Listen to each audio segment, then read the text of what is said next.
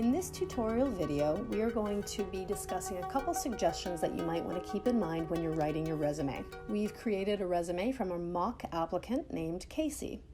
Casey applied to a client relations manager position at Whole U. The description asked for people skills, media skills, and customer service experience. As a disclaimer, let's start by clarifying that these suggestions are my opinions, so take it or leave it according to what feels right for you. There really are no right answers on one level. Ultimately, you just need to incorporate whatever feels right and leave whatever does not. So let's start off with a high-level view and then get into the nitty-gritty details. It's important to remember that whoever is reviewing your resume will likely review your resume very quickly. How quick? Well, some estimates say a couple minutes, whereas some reports claim only 6 seconds. So imagine if you had 6 seconds, what would you exclude and what would you include? I think that's a good framework to whittle your resume down to the main highlights. So I think that's why resumes are more often one page these days, because they know that our attention spans are dwindling. That's why the one-page resume is very popular. So at this point, we don't know if Casey is a male or a female, but he or she did a pretty good job at keeping their resume to one page. So go Casey. So let's get into the nitty-gritty details. Casey J. Zarnowski. First off, what do you notice is that this font is kind of funky. You want to choose a font that is very clear to your reader and easy to read. Obviously, this might be unique and stand out, but not for the right reasons. So let's highlight this and pick a font that is more readable. I myself really like Century Gothic. I actually recommend this to all of my clients because I think it's easy to read. There's a levity that I really like about it. Casey J. Zarnowski is quite a unique name, so we don't really need J as a differentiator. I think Casey Zarnowski kind of rolls better than having that J break it up. So we might as well take out the middle initial, unless you wanted to leave it in because it has some sort of valuable meaning or you like the way it sounds. But otherwise, I tend to recommend that people take out the middle initial. I try to distinguish the name. This is your professional brand, so you really want it to stand out. So I bold it, and I actually make it a little larger. I usually go around 18 font. The next thing that we notice in Casey's header is that he or she has what looks to be like a home address here. With modern technology, you don't want someone Googling where you live, and likely they're not going to be sending you a postcard or a courier pigeon, so you might as well remove your home address. Rather, they would probably contact you by phone, so I always put the brackets around the zip code. And then we see that this hotrod420@gmail.com might not sound very professional. You might want to create, if you don't have one already, create a more professional looking email address. So rather than hotrod, you could say zarnowski@gmail.com if that's available. So let's correct that. Gmail is spelt with 2 L's, so there might even be errors within your contact information. Be very careful about that because you want someone to be able to contact you. Spelling errors in general across the board are really frowned upon because a hiring manager looks at this and says, wow, if this person can't even, do a spell check and have a friend read over this, how are they going to perform in our company and do work with us? I just removed the header, and I'm actually going to paste it into the header of Word. Moving your information into a header gives you more breathing room to potentially expand and make sure that you can keep all of your information on one page. When we get into the content of Casey's resume, we see that they start with education, Success University. So there's no header here. I wouldn't really know that this is education. So you want to make things very, very clear for your reader. So I would usually bold that as a heading and put Success University. I would align these. I usually align these dates all the way to the right and just justify them. So let's do this all in one go. And I usually put spacing between the dashes and make that consistent as well. So this is kind of the painstaking part of it, but just making these consistent. It's kind of a meditative process, making everything pretty clear. And the date chronology is actually really important because an employer is going to look at this and want a snapshot of what did this person do? Have they been active and busy this whole time? The dates are now lined up. We go back to the top and make sure that 2016 is on this date line as well. Casey received a BA in Communications and a Marketing minor. We might want to put a comma and keep Marketing minor onto one sentence. Again, you're thinking, how can I save space and make this easy for the reader to digest? If you say BA in Communications, you want to be consistent with your language, then you would say minor in Marketing. I recommend bolding the proper names of educational institutions or companies that you worked at, but obviously you see that you need to correct the spacing as we go along. Make sure there's breathing room in between your title and your content. Now we go to the next line and we see that looks to be no longer education, but work experience. So work and experience, I feel like that's two words where you could really say one word. So I usually suggest to say experience. And again, we're going to bold that and make some breathing room and bold XYZ Cola. And Casey's title was Brand Ambassador. And I notice right away my eye jumps towards the next set of bullets that are down here. So I like the rounded bullets rather than these dashes. So either way, whatever you choose, you just want to be consistent. So I'm going to highlight this magic tool to make the formatting the same. Brand Ambassador. I gathered customers for the brand. Rather than I sentences, you want to start with action words. So gathered customers for the brand. And here's a good point to remind you that there is a list of action words. I recommend that you use those action verbs to make the sentences in your resume stronger. Taking out the I's, just saying ran the social media platforms for the company. I often recommend to remove the word the because I think it trips up the sentence a little bit. So you could just say ran social media platforms for company. Always less is more if possible. If the sentence is still clear, then I do recommend removing any extra words. Helped with marketing and advertising, organized and ran group training sessions for other brand ambassadors to streamline the training process. Maybe putting streamlined training process instead of the training process.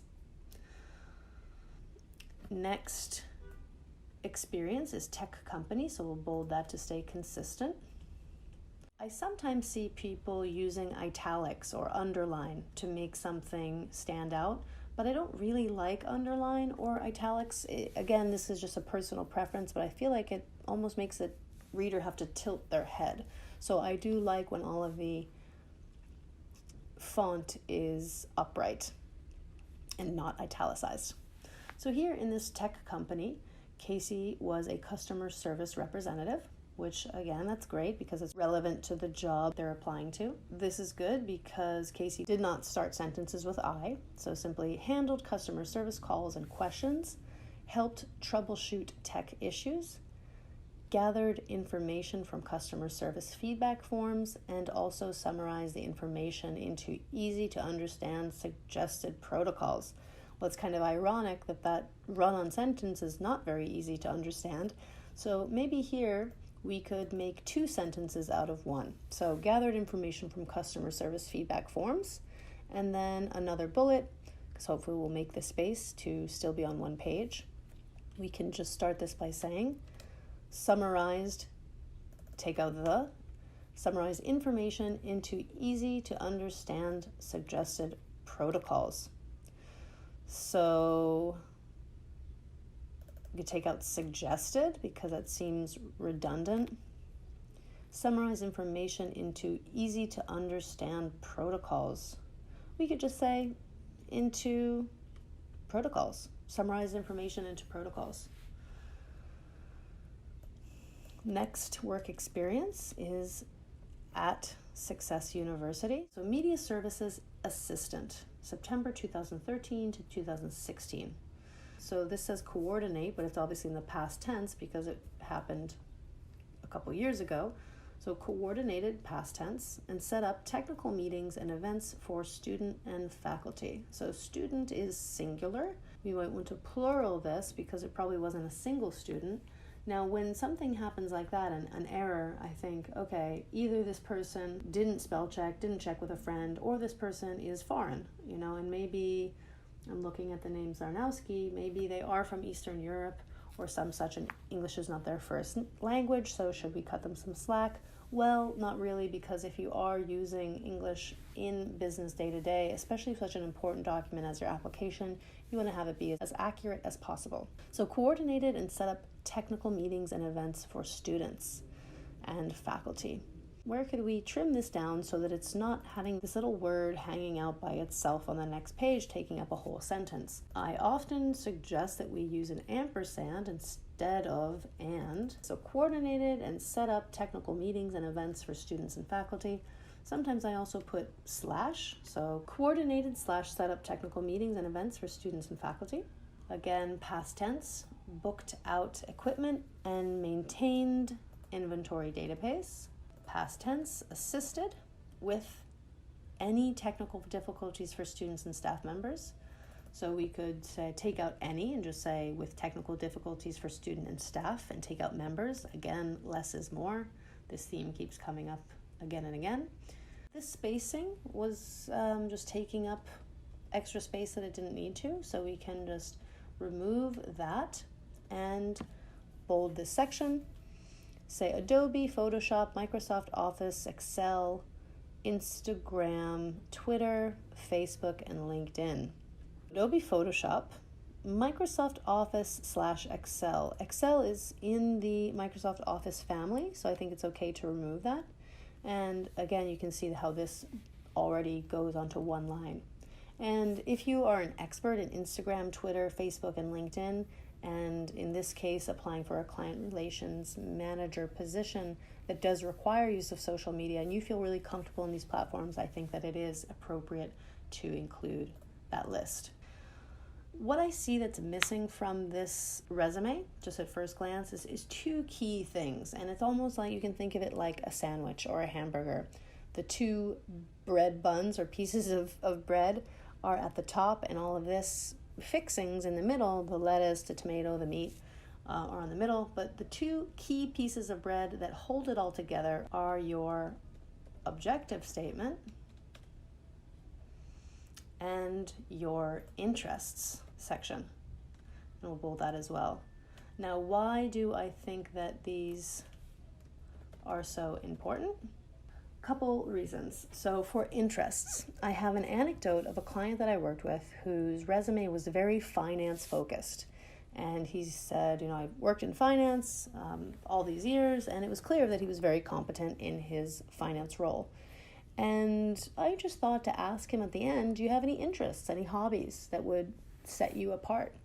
And he said, no, I can't think of anything. And I said, come on, dig a little deeper. Is there anything that you like to do on the weekends, let's say? And he said, well, I actually make music, and it's electronic dance music, and I'm a DJ, and I actually travel the world doing DJ gigs. And I was like, wow, you actually just got exponentially cooler. Not that finance guys aren't cool, but just having that story made him really, really unique. And then we could talk about maybe DJs that we like, etc. So it allows your reader to see that you are a human outside of your work, which I think you want. You want to be seen as a human with other interests and having a life. So I think interests, hobbies, I also would suggest, if you can, any service or leadership activities, and then going back up to the top to talk about objective statement. Now, you don't need to say objective statement. You could remove this and simply type in the sentence or two or paragraph or a couple bullets. However you want to format it is fine, but having a little bit of a context for who wrote this resume, who is this person, where have they been, and why are they applying to this role. This is basically your elevator pitch, but in a succinct statement that lives on your resume, maybe also on your LinkedIn or anywhere that says, this is my professional brand. So this was a high-level look at Casey's resume. These are a couple suggestions. Again, you can continue to tweak this as much as you want, but I think that that's a really good snapshot of a one-page resume, and I would recommend to all clients to continue to fine-tune the wording and the formatting as you go along throughout your career. But these days, keeping it to one page is always a great idea. So good luck with your resume writing. Thank you so much for listening to this tutorial. You will see that there is a downloadable checklist for you to use for both your resume and your cover letter. Hopefully this will help you gain clarity and confidence as you apply for your future employment.